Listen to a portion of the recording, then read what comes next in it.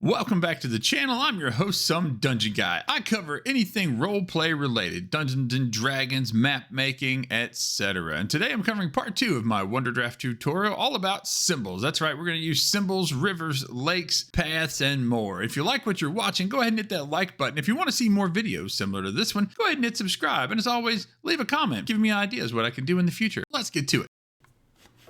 Well, folks, on my last tutorial for Wonderdraft, I taught you all about making land. So we're going to assume at this point in the video that you have already created a land or land masses, whichever, whether that is a regional, world, continent, the other types. If you have some questions about that, feel free to check out my other video. It'll be a link below. Now, today we're going to talk about symbols, and basically that's putting the terrain on your map. Now, I'm also going to include water, because lakes, I find that if you put those before you start placing your other terrain, it is easier to put your terrain and not have to go back and edit and do those things. So that's sort of the direction we're going to go. So, assuming that is the case, we're going to use the lake tool, okay? So click on that, and it's going to give you a shape, all right? Now, in the shape, it automatically generates one. You can place it anywhere you like. Okay, so after you do so, boom, you have a lake. Now we can change that a little bit, and you see it randomly generates a different lake each time that you click. We can keep the roughness up, and it's going to keep the shape relatively abstract. If we make it the roughness all the way down, you can see that it makes it more of a circle. So we're going to keep that 2/3. I like kind of a jagged lake. Detail is going to add just more fraying on the edges, give you a little more of that transparent detail. Take off the detail, and it's just a solid mass of water. Now, I like to keep that somewhere in the middle, okay? Brush size is kind of the same as the others. It's going to change the size of your lake. I'm going to keep that fairly small because of the scale of the map. Now, it's just as simple as it might sound. You pick a lake shape and click, you have a lake.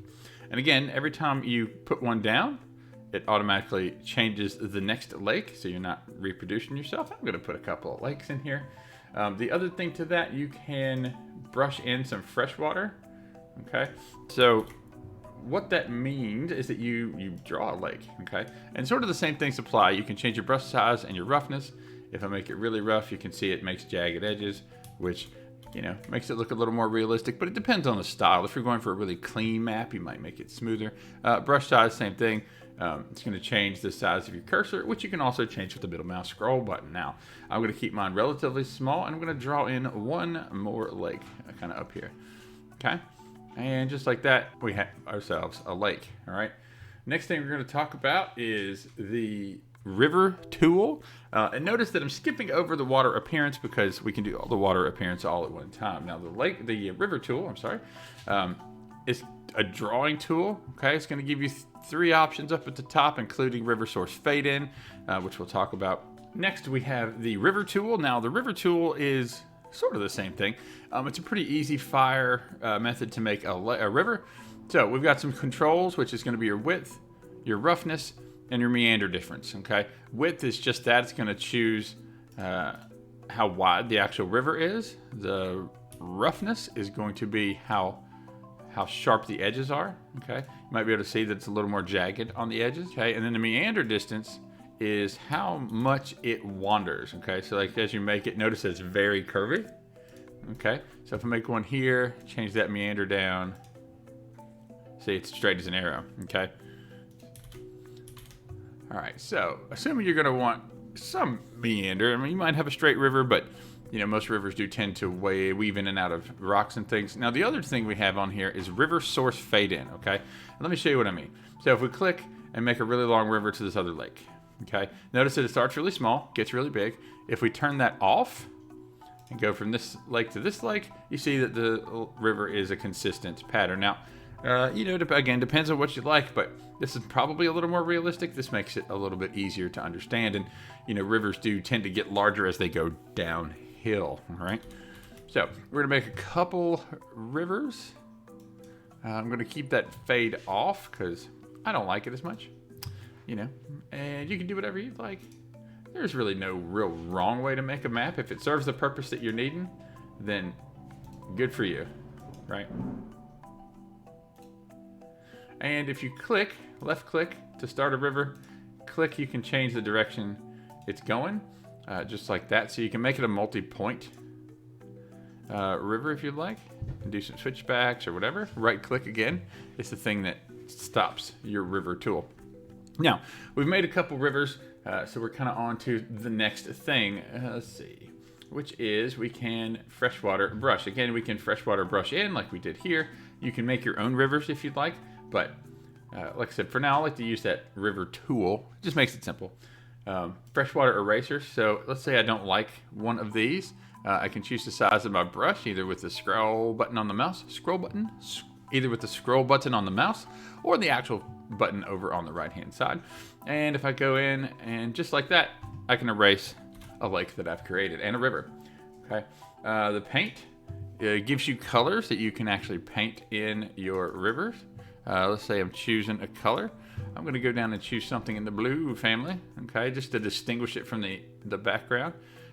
Color picker, you hit the plus, and that's going to bring up your color picker itself, and you can pick any color you'd like all the way down through the spectrum. Now, again, we're going to choose something a little blue, okay. If you have a specific color palette in mind, you can keep the 6-digit hex value. You can keep that in case you have colors that you'd like to use in the future.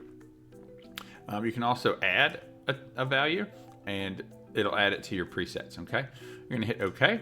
Now, it's going to give us the ability to shade in our lakes, rivers, okay? Now, a benefit of that is to distinguish them from the saltwater companions. So, you know, let's say you had a saltwater inlet. Like if you made a body of water that came in, you can keep it the same color as the background of the map and distinguish them so you can visually see which one's which. All right, next we have the Windrose tool. Okay, by clicking on that, it's going to give you the sort of antiquities map decoration. Okay, you see all the lines coming out of a central point. You can put those behind continents, but you can't put them behind other water masses. Okay, so they are a water-based tool. Just as simple as that. It's a decoration. You can use it, for example, you could use it to accent an island or a specific landmass to show focus on it. But here's some controls. We got the color, which is going to change the color of the line. The directions is how many lines come out of the center. For example, if we change this number to, let's say, 4 and hit enter, notice that there are 4 lines. If we change it to back to 32, there's 32 lines coming out of the center. Okay. The line width is just the thickness of the lines. It is a default at 2. We'll change that line width to 10, and suddenly you have big bold lines. Okay, so we're going to change it back to 2 for the time being, just like so. Inner radius is going to change the inside circle. So if I place that, notice that there is no hole in the center of the windrose. Now, if I go back in, and I'm going to change that inner radius to, let's say, 10, and enter. And when I click it down, notice that there is a 10-sized hole in the middle of my windrose, okay? Last but not least, as far as the main controls are the outer radius, okay? And that is just that, it's the outside radius. So you see a normal windrose here. By getting rid of that, we're going to make a new one, and we're going to change that outer radius to, let's say, something really obnoxious, like small, 250. Okay, so notice that it just goes 250 out from the center. Obviously, most people want it big enough that it goes off the edges of your map to sort of show that, but you could use that for different things. The fade out is kind of what it sounds like. You notice that the edges of the lines at the very ends of them toward the edges of the map start to fade. Turn that back off, and they are solid all the way through. Inner circle, just that. It's ironically very similar to the inner radius, but it changes the actual inside circle diameter. Okay. Again, I'm not going to use those in this map today much, but just kind of want to make sure you saw how they worked. And sort of out of order, the water appearance. Once you've got your water placed, if you click on water appearance, it's going to give you the opportunity to change the overall color of the main body of water, if that is your ocean. Change the hue, which is going to change the actual color of the parts of the map. Water saturation is going to saturate the deepness of that color. Water value is going to lighten or darken it. Okay, you could have just called it lighten or darken, but they didn't. Stain amount, see the sort of speckled pattern that represents, like, you imagine like a dirty map, just like so, like it's been sitting in a pirate's chest at the bottom of the ocean. Next, we look at so regarding the stain amount, there are 2 buttons on here for you. There's randomize mirrors and randomize offsets. Now, To be really honest with you, I cannot find documentation on what those functionally do, and I can't really tell a difference, but they revolve around the randomized setting for your water. Now, by clicking through a couple of these, you can see that they just basically choose a different stain amount if you're not really sure what you're looking for. But by changing those, there's no particular noticeable difference. So if we randomize the offsets, it moves where the stains go, I think. It looks like to be the only way I can describe it. All right, so assuming you've gotten the amount of stain, amount of watercolor, and things that you want in your water. All right, so we've gone through the water tool, and now we're gonna go into arguably one of the most important parts. We're gonna go to symbols, okay? So symbols are just that. They're things you put on the map to create terrain or dwellings, etc. First, we have the symbol tool, which is exactly as it sounds. It places down symbols. We have the tree brush, the mountain brush, the erase function, and of course the select tool, okay? So that's gonna allow you to place a symbol and then later move it. Starting off with the symbol brush, it's gonna be basically everything that's not a normal terrain function. It's gonna give you your castles, your map decorations, some specific trees, and things like that, okay? Now, inside of this tool, up in the top right, we have the symbol scale, okay? So like if I were to choose, let's say I chose a bridge, okay, notice that it's huge. If I scroll that symbol size down, symbol scale, it's going to make it a lot smaller. You can also do that with the third mouse button scroll wheel, okay? And some symbols are going to be paintable, like these black and white versions, whereas some are not, okay? Advanced options, you got mirror symbols, which is going to flip them, shuffle them, which is going to randomly give you tools, okay? Mirror, which is going to turn them backwards. Okay, so if this is the standard direction, mirroring it will put it back to back. Okay, pretty simple tool. Symbol rotation, if you keep that on 0, it's going to keep it perfectly level. If you change that number up, it's going to flip it. Okay, so you can actually rotate your symbol before you place it down. However, we're going to keep that at 0 for the time being. All right. The set. Now, the set, notice that there are several different kinds of symbols down in the bottom. If I choose a set, I can actually go through and choose a specific pack of things. So if you're making, let's say you're making castles and you want inked castles, it's going to give you just the inked castles set. Much-wise, colored land monsters, we can make dragon symbols and things like that, okay? So if you're looking to put those as decorations or as encounters or whatever you may do, it allows you to do that. Okay, there's a search function, so if you know what you're looking for, you can type in trees and it'll bring up trees and so forth. Okay, so we're going to go with Playful Town for the time being. Just, really depends on what you're looking for. And we're going to scroll those down a little bit because obviously I don't want those to be so massive. Now we're going to zoom in on the map, which is Control and the mouse wheel, just like so. And we're going to place these just a few places just to give us some references. Now, generally speaking, towns and settlements used to be made off of resources such as water or forests, things like that, maybe mountainous regions. I try to keep that in mind when I'm placing my towns and my settlements. Being out here in the middle of the wilderness would be a little bit tricky because what would your resources be? Okay. And again, we're not going through things super complicated. We're just going to stick a few things on the main landmass, and then we'll stick a couple towns over on the other side, like so. And maybe we're going to do something similar. Now, if you know kind of where you're going to be down the road, if you know what your mountains are going to look like, you can go ahead and place those first. It's really up to you. Now we're going to move on to our next tool, however, which is the tree brush, okay? And just as you might imagine, it's going to give you some of the same things. The symbol scale, which we can move with the mouse wheel. It's going to give you the placement rate. So if I put a lot, it's going to put them very dense. Okay, if I put that down, it's going to kind of scatter them out, okay? So we have a low placement rate, and then we have a high placement rate, okay? Just that simple. Placement density, so if I put one down, it's going to allow them to become thicker, or up, I'm sorry, if I put that up.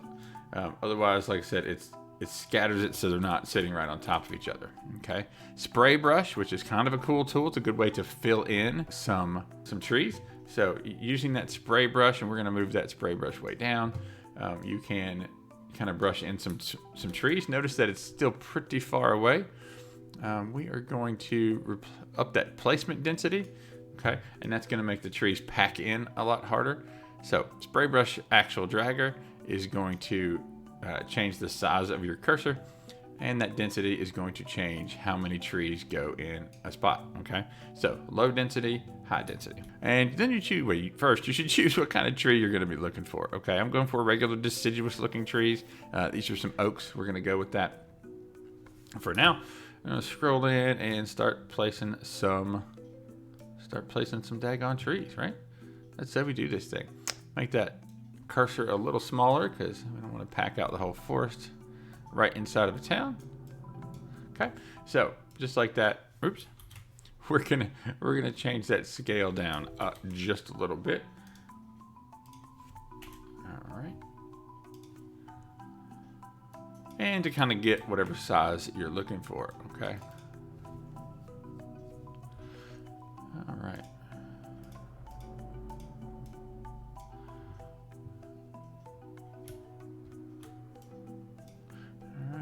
Do some more density so we can kind of pack in a couple of forests.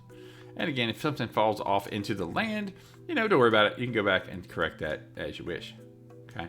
But again, we talked about towns being near resources and things like that. So obviously they could have some forest and things around.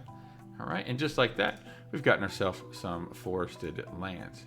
Again, different types of trees. If you're gonna go with a more varied environment, you could do sand and stuff at the bottom. So you could do cactus and palms. For now, we're just doing something kind of straightforward, and we're gonna go with some regular trees. Okay. Now the next tool we're gonna be looking at is the brush or the mountain brush tool. Just like it sounds, it is going to allow you to place mountains. Now these are your basic mountain selections. So just that simple. We're going to make it a little bigger so you can see what we're doing here. And scrolling to make that bigger. Notice that the mountains are kind of small. If you hover over, it'll give you the description. So brushed and colored mountains small, brushed and colored mountains large. Okay, just like it sounds, it's going to give you a larger mountain range. All right. Now you kind of drag through wherever you're going to want. You can individually click on them. That's perfectly fine. And just like that, same things apply. The placement rate is going to determine how densely they place themselves. The placement rate is how fast they place themselves. So if you drag really fast versus if you drag really fast, okay? So placement rate low, placement rate high, okay? Makes a little bit of a difference. The placement density is going to tell you how close together that they can be if you up that. So placement density, as an example, the lowest setting versus the highest setting, okay? Again, we're going to keep that at 1 for the time being, or right about it. It really depends on what your setup's going to look like. So for now, we're going to do something pretty normal. We're going to go back to small mountains, so I can make some edge mountains here and there. And just like that, we can fill in, we can decorate a few maps, okay? Or decorate a few mountains, maps. Well, all right.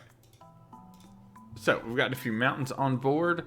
The spray brush works just like the other tool, where if we choose a mountain, notice that my spray brush is really small. We're going to make it big. That's going to cover the whole map. We're going to make it kind of small, and it will pack in mountains for you, okay? Again, I like using the tree spray brush way more than I like using the mountain spray brush, just because the mountains will drop pretty realistically, all things considered, okay? So now that we have some mountains, we have some trees, that part's good to go. Now to show you some examples, the next tool is the eraser tool. If we decide that we don't like anything that we just placed, you can just erase it, okay? And again, same things apply. We can just erase trees. We can erase everything. We can erase just symbols, right? So notice that it just deleted the actual symbol of the town. I can make it so it just deletes trees, so that way your mountains are intact, and so forth, okay? Now, same thing, your size is determined by your mouse scroll wheel. That is your cursor size, so you can delete a lot or a little at a time. And lastly, on this page, we have the symbol move tool. Now, just as simple as it sounds, you highlight on a symbol, like so, and you can drag it to wherever you like. So, for example, I've got a tree that looks like it's growing out of the water. So I'm just going to slide that a little bit. And once you're inside of that, you can choose what layer you want that to be on. So, for example, if I wanted this tree, for example, to be behind this mountain at this location, I could drop it down a layer and it'll disappear, okay? And as you can see, when you place items, once you go past the baseline of the other items, it disappears behind it. So each one of these mountains, for example, is set on a layer. So imagine this is the bottom of the mountain. So if I go above that, then poof, I'm behind the mountain. Okay. All right. So that is the majority of those. Now we're going to do one last little thing, sort of extra, but something most people like to use. We're going to use our paths. Okay. So just as you might imagine, once you click on paths on the left-hand side, it's going to give you a path tool. All right, that path tool, once it's selected, is going to give you a bunch of options on the right. Now, the options on the right, kind of the same as you've seen before. We've got a color, so I'm going to use a brighter color. Let's see, we're going to use a brighter color or something more distinctive. Black, not that that's brighter, but I think you get the idea. All right, using a black. Now, we've got a couple different options. The width is going to determine the actual width of the line you're drawing. Okay, so left click, and now you have a path, and of course you right click to finalize it. So if I change that width up, we have a low width, and we have a high width. Okay, now, ooh, that high width, that's a little rough. All right, we're gonna keep it pretty low, just because you don't want them to be overbearing. Right. Well, I don't want them to be overbearing. You might like them really overbearing. Depends on the scale of your map, like I said. Roughness, sort of the same thing. Let's say, give you a better example. So we're going to make a larger path. Okay. Again, left click to start, left click to make a turn, like so. Right click it to end. All right. Now, if I change that roughness, and notice it's going to change the river tool called it meander. So the roughness is going to show you sort of exactly how rough that can be. Again, we're going to keep that low, but not too low, because in reality, paths wander too. Most people don't walk in a straight line, of course, unless you're the Romans, which, that's your own thing. So down below that, we can draw over symbols. So without that checked, if we change this down a little bit, if we draw through a forest, for example, notice that it comes out behind the forest. If we have it over the forest, boom, now we have a path over the forest. And again, that depends. If you really want the path to be super visible, that's up to you. I like mine to weave in and out of the trees. Next, we have the style of line. Now, a lot of paths on maps are going to be solid. A lot of them are going to be dots and dashes. Again, personal preference. Just, whichever one you like. So let's see how big this is. So that's still a little big. That's a little better. Okay. So we're going to draw a couple of paths. I'm going to make my roughness up there a little bit so that it makes it look like a regularly worn path. Just like that, we have a path from one location to the other. And depends on where your land is going to be. Your roads can be pretty much anywhere. Now, notice mid-stride, I can change up that roughness a little bit, because I was starting to wander through water and off the terrain and things. So just that simple. We can add some paths to our mappy goodness. All right, real quick, just gonna pop through and connect some of these cities together. And again, depends on the flow of your map. Almost no right and wrong answers. And I say almost because, some people do some crazy stuff. But hey, it's their map, so they can do all the craziness they like, okay? And just gonna connect a few of those. Doesn't have to be everything. Not every city or dwelling is going to have a path to it. Maybe it's somewhere off the beaten path, so to speak. Okay, and there you have it, folks. There are the biggest parts of symbols. All right, I included the lakes and rivers as symbols just because they are physical things you can place on the map. All right, well, that should just about do it. Join us next time where we're going to talk about some regions and labels and things. We're going to talk about the rest of your map, the decoration piece. For now, I've been your host, Some Dungeon Guy. Well, folks, thanks for watching. If you like what you saw, go ahead and hit that like button. If you want to see more Dungeons & Dragons role-playing content, including map making, gameplay videos, etc., go ahead and hit that subscribe button. And please leave me a comment. Give me an idea what I'm doing right, what I'm doing wrong, and what you'd like to see in the future. And as always, thank you, and have a good day.